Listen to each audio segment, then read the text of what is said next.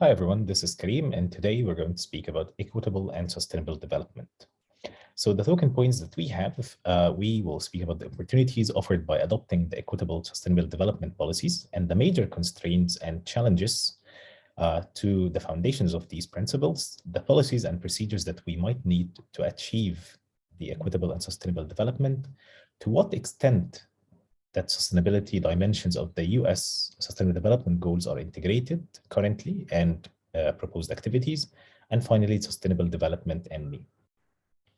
So starting with the opportunities, according to the UNEP, in the meeting that was held in New York in 2019, identifying the global opportunities as the opportunities aiming to boost efforts and solutions for delivering the 2030 agenda, and saying that these are targets, or they will help develop key targets in policy innovation, enabling environments or resources efficiency, business and startups in the area of circularity and resource efficiency, and in the lifestyle and youth engagement. So this is a broad ambition that's built to include and sustain economics on all levels. So taking examples of these opportunities and their impact specifically, so we are going to discuss three main impacts referring to a Sustainable Development Progress Report of 2019. First of all, that more children are surviving. So children death has declined by 50% from 2000 to 2017. So that means that there's a decrease from 9.8 million deaths to 5.4 million deaths in 2015, which is a huge improvement. But so far, we cannot say that this is the ultimate improvement because there is a lot to do. So that's a huge takeaway and a very good impact.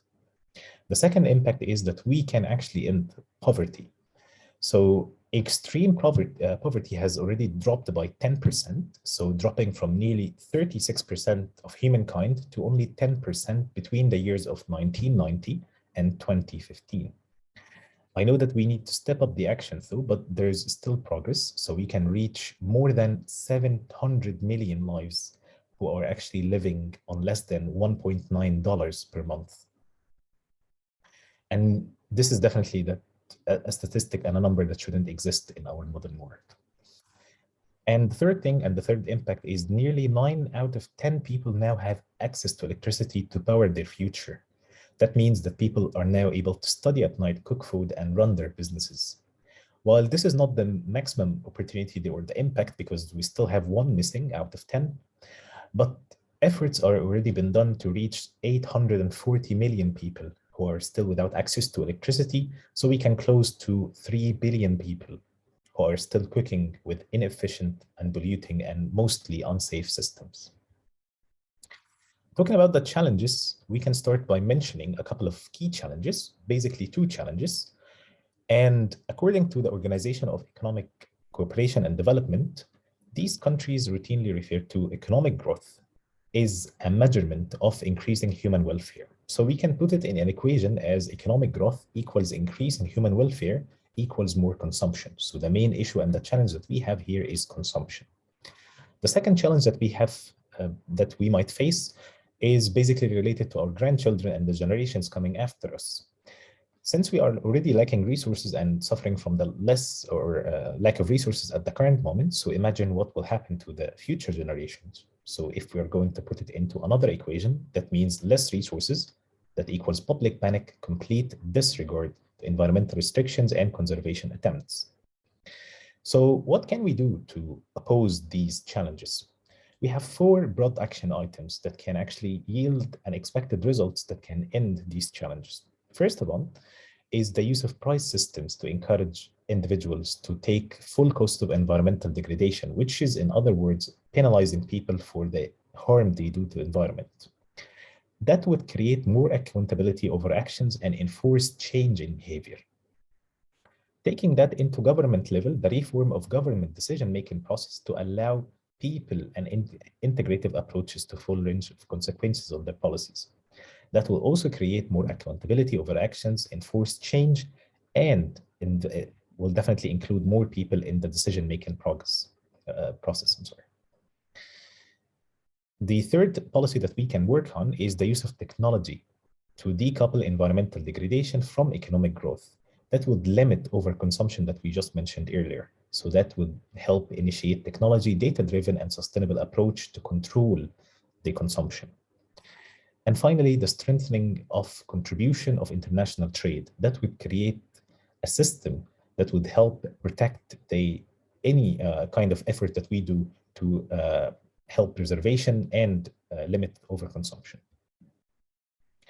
About integration, we will speak about three main dimensions of sustainability, which would be social solidarity, environmental responsibility, and economic efficiency, respectively.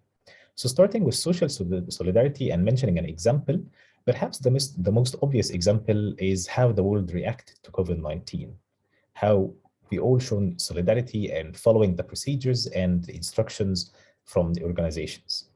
The second thing is environmental responsibility and taking this time an enterprise example from IKEA. So IKEA has done a couple of things to make sure that they are environmentally responsible. So their furniture is also designed that their waste is minimized. 100% of IKEA's cotton is coming from sustainable sources.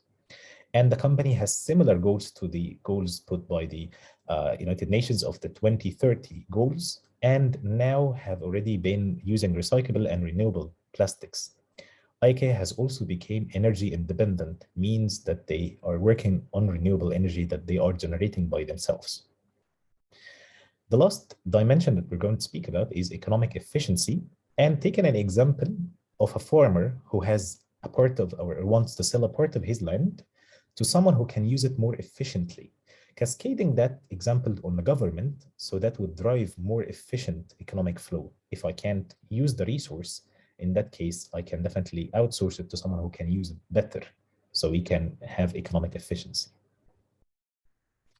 Finally, the sustainable development and me. For me personally, I have always felt the connection with two sustainable development goals. These sustainable development goals being quality of education, and this is maybe related to the area of work I have. So I'm working at Udacity, and our mission is to transform the world's talent, so they will be ready with careers in the future, careers of the future, I'm sorry.